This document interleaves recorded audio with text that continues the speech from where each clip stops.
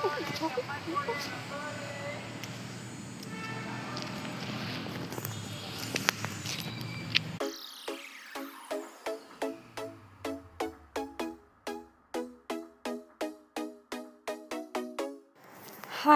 ಎಲ್ಲರೂ ಹೇಗಿದ್ದೀರಾ? ಚೆನ್ನಾಗಿದ್ದೀರಾ ಅಂತ ಭಾವಿಸ್ತೀನಿ.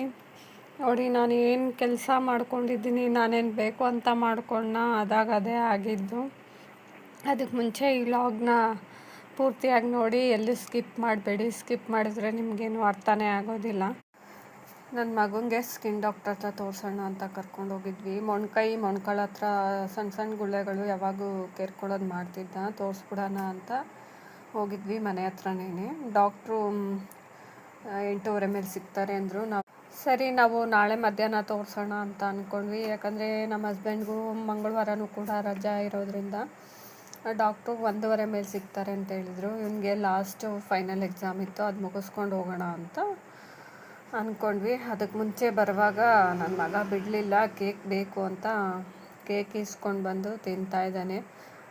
ಕ್ರೀಮೇ ತಿಂತಾಯಿದ್ದಾನೆ, ಬೇಡ ಅಂದರೆ ಚೆನ್ನಾಗೈತೆ ಅಂತ ಹೇಳ್ತಿದ್ದ.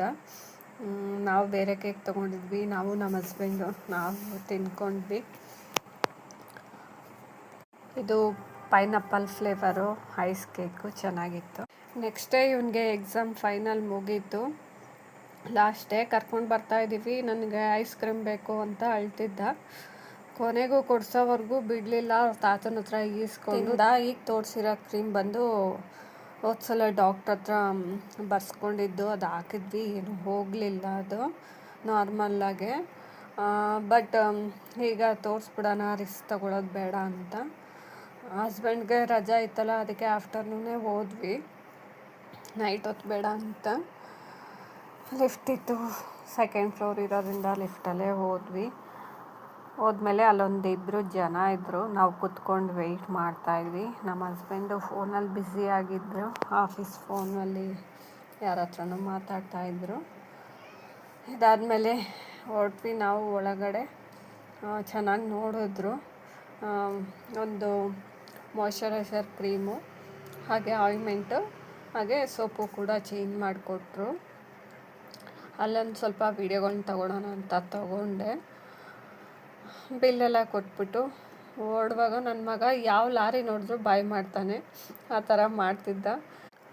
ಮನೆಗೆ ಹೋಗುವಾಗ ಹಾಗೆ ನಾಳೆಯಿಂದ ನಮ್ಮ ಹಸ್ಬೆಂಡ್ಗೆ ಆಫೀಸ್ ಇದೆಯಲ್ಲ, ಪೆಟ್ರೋಲ್ ಹಾಕ್ಸ್ಕೊಂಡು ಹೋಗೋಣ ಅಂತ ಪೆಟ್ರೋಲ್ ಬಂಕ್ ಹತ್ರ ಹೋದರು. ಪೆಟ್ರೋಲ್ ಹಾಕಿಸ್ಕೊಂಡು ರಿಟರ್ನ್ ಬರುವಾಗ ಬಿಸಿಲಲ್ವಾ, ಐಸ್ ಕ್ರೀಮ್ ತಿನ್ನೋಣ ಅಂತ ಅನ್ನಿಸ್ತು. ಇನ್ನು ನನ್ನ ಮಗ ಬಿಡ್ತಾನ, ಅವನು ಸಿಕ್ಕಿದ್ದೆ ಚಾನ್ಸ್ ಅಂತ ಐಸ್ ಕ್ರೀಮ್ ತಿಂತಾಯಿದ್ದಾನೆ. ನೆನ್ನೆ ಒಂದು ತಿಂದವನೇ, ನೆನ್ನೆ ಕೇಕ್ ತಿಂದವನೇ, ಇವತ್ತು ತಿಂತವನೇ. ನನಗೇನು ಗೊತ್ತಾ ಭಯ, ಅವನಿಗೆ ಕೋಲ್ಡ್ ಆಗಿಬಿಡುತ್ತೆ ಅಂತ. Ice cream heat, but cold ಆಗೋದಿಲ್ಲ. ಈ ಸಲ ಏನಾಗಿಲ್ಲ, ಸ್ವಲ್ಪ ಕಫ ಇದೆ, ಅದಕ್ಕೋಸ್ಕರ ನನಗೆ ಭಯ. ಇಲ್ಲೇ ತೋರಿಸಿದ್ದು, ಚೆನ್ನಾಗಿ ನೋಡಿದ್ರು. ನನ್ನ ಮಗ ನೋಡಿ ಆ ಸೋಪ್ನೂ ಬಿಟ್ಟಿಲ್ಲ, ಸೋಪ್ನ ಇಟ್ಕೊಂಡು ಮಲ್ಕೊಂಡವನೇ, ಯಾರ ಕೈಲೂ ಕೊಡ್ತಾಯಿಲ್ಲ. ನಂದು ಅಂತಾನೆ. ಮಕ್ಕಳೇ ಹಾಗೆ, ಏನೋ ವಸ್ತು ತಗೊಟ್ಬಿಟ್ರೆ ಅದನ್ನೇ ಇಟ್ಕೊಂಡು ಜೊತೆಯಲ್ಲಿ ಓಡಾಡ್ತಾ ಇರ್ತಾರೆ. ಸಾಯಂಕಾಲ ಆಯಿತು, ಅಜ್ಜಿ ವಾಕ್ ಮಾಡ್ತಾಯಿದ್ರು, ಅವ್ರ ಜೊತೆ ಇವನು ಹೋಗಿದ್ದ. ಒಂದು ಸ್ವಲ್ಪ ಅಂಗಡಿಗೆ ಹೋಗಿ ಬರ್ತಾಯಿದ್ರು, ವಾಕ್ ಆಗುತ್ತೆ ಅಂತ. ನೋಡಿ ಬಿಡಲ್ಲ, ಒಟ್ಟಿನಲ್ಲಿ ಓಡಾಡ್ತಾ ಇರಬೇಕು. ಇವಾಗ ಅವ್ರ ತಾತನ ಜೊತೆ ಸೈಕಲಲ್ಲಿ ವಾಕ್ ಹೋಗಿದ್ದಾನೆ ನೈಟು.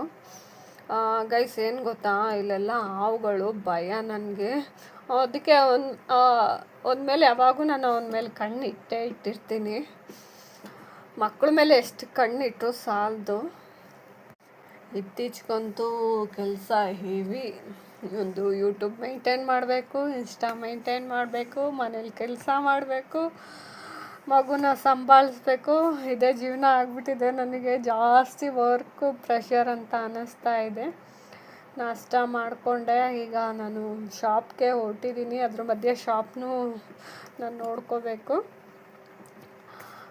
ಶಾಪ್ ಎಲ್ಲ ಓಪನ್ ಮಾಡಾದಮೇಲೆ ಅಲ್ಲಿ ಕಾಣಿಸ್ತಿದೆಯಲ್ಲ, ಎಕ್ಕದ ಗಿಡ ಕಿತ್ಕೊಂಡು ಬರೋಣ, 1-2 ಎಲೆ, ಹಾಗೆ ಹೂವು ದೇವ್ರ ಹತ್ರ ಇಡೋಕ್ಕೆ ಶಾಪಲ್ಲಿ ಅಂತ ಹೋಗ್ತಾಯಿದ್ದೀನಿ.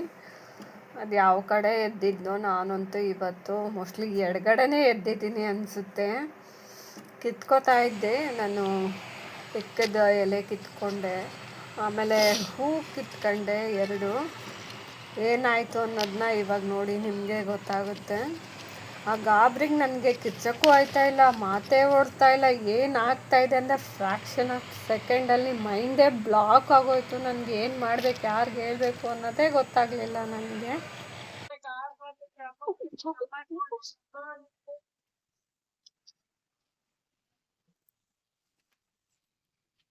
ನಾನೇ ಸ್ವಲ್ಪ ಎಚ್ಚರಿಕೆ ಆಗಿರಬೇಕಾಯಿತು, ಮೈ ಮರೆತೆ ಅಂತಲೇ ಹೇಳ್ಬೋದು. ನಾನು ವೀಡಿಯೋ ಮಾಡ್ಕೋತಿದ್ನಲ್ಲ, ನನಗೆ ಗೊತ್ತಾಗಲಿಲ್ಲ. ಏನೋ ಕಚ್ಚಿದಂಗೆ ಆಯಿತು. ಏನು ಅಂತ ನೋಡೋಣ ಅಂತ ನೋಡ್ತಿದ್ರೆ ಮೋರಿ ಒಳಗಡೆ ಆಗೋಯ್ತಾಯಿತ್ತು. ನನಗೆ ಹೆಂಗಾಯಿತು ಅಂದರೆ ಹೇಳ್ಕೊಳಕ್ಕಾಯ್ತಾ ಇಲ್ಲ, ಯಾರ ಹತ್ರನೂ ಕಿರ್ಚಕ್ಕಾಯ್ತಾ ಇಲ್ಲ, ಮೈಂಡೇ ಬ್ಲಾಕ್ ಆಗೋಯ್ತು. ನಾನು ಕಾಲ್ಗೇನು ಕಟ್ಟಲಿಲ್ಲ. ಒಂದು ಹಾಸ್ಪಿಟ್ಲಿದೆ, ಅಲ್ಲಿ ಸಡನ್ನಾಗಿ ಹೋಗ್ಬಿಟ್ಟೆ ನಾನು. ಮನೆಯವ್ರಿಗೆ ಹೇಳ್ಬಿಟ್ಟು ಕರ್ಕೊಂಡು, ಅಷ್ಟರಲ್ಲಿ ಟೈಮೇ ಆಗ್ಬಿಟ್ಟಿತ್ತು. ಡಾಕ್ಟ್ರ್ ಅಂದರು ಒಳ್ಳೆ ಟೈಮಿಗೆ ಬಂದಿದ್ದೀರಾ, ಕರೆಕ್ಟ್ ಟೈಮ್ಗೆ ಅಂತ. ಮೆಡಿಸನ್ ಎಲ್ಲ ಕೊಟ್ಟರು. ಮನೆಗೆ ಬಂದ್ವಿ, ರಿಲೀಫ್ ಆದೆ. ಅವ್ರು ಹೇಳಿದ್ರು ನಿದ್ದೆ ಮಾಡಬಾರ್ದು ಅಂತ.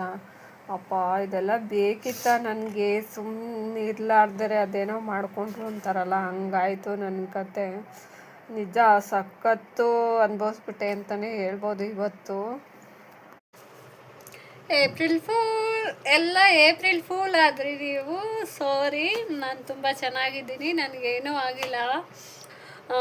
ಜಸ್ಟ್ ಫನ್ಗೋಸ್ಕರ ಮಾಡಿದೆ ಅಷ್ಟೇ. ಇವತ್ತು ಏಪ್ರಿಲ್ ಫಸ್ಟ್ ಆಗಿರೋದ್ರಿಂದ ನನ್ನಿಂದ ಯಾರಿಗಾದರೂ ಹರ್ಟ್ ಆಗಿದೆ, ಸಾರಿ.